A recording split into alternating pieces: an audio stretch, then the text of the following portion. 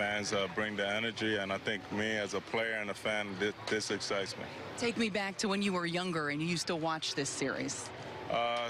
Memory I recall is probably the World Series, obviously, in 2000 when they were both playing each other.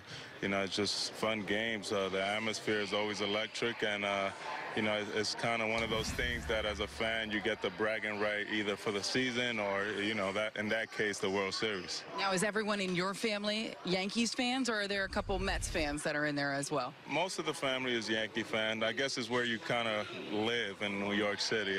We live here in Washington Heights, so the closer you are to the stadium, I think that's the team you root for, and we were closer to Yankee Stadium. How would you describe the state of the bullpen right now? I know Chapman has had a rough couple of outings here.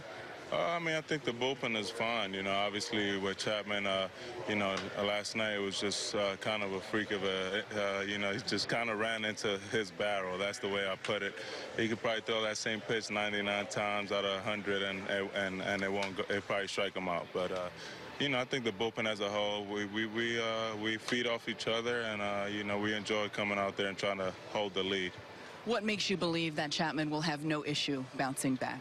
I just feel like watching him last night, his stuff was very electric. It was just, like I said, a freak of an incident. Just credit the hitter there. He has all the confidence from talking to him. He's always, keeping things loose. And, he feels good about himself. His stuff is there. So, we all have confidence in him. Is there a different feel in that bullpen now? I know I spoke to you right when the trades were made as far as what everybody's role was going to be. But now that it's settled in a little bit, is there a different feel back there? We kind of play that guessing game. Sometimes I don't know when I'm coming in. Either I'm coming in the 8th or the 6th, but we try to stay ready and loose. We have a good group of guys, and anybody can pitch in any situations. You think about, some of the guys like Chad Green this year. He's probably been our best bullpen arm, but he's had to come in early in games. But if you put him in the back end, he'll be one of the best out there as well. Same thing with Adam Warren. He's done a little bit of that as well. And, some of those guys have pitched the best for us. For me, I just got to try to continue to do my job. And then, adding Robbie and Canely has been a big addition for us. You mentioned Chad Green. Joe Girardi said the other day he was a little bit of a surprise for him because he didn't know what to expect. In spring training, did you think that he could have that type of impact in the bullpen?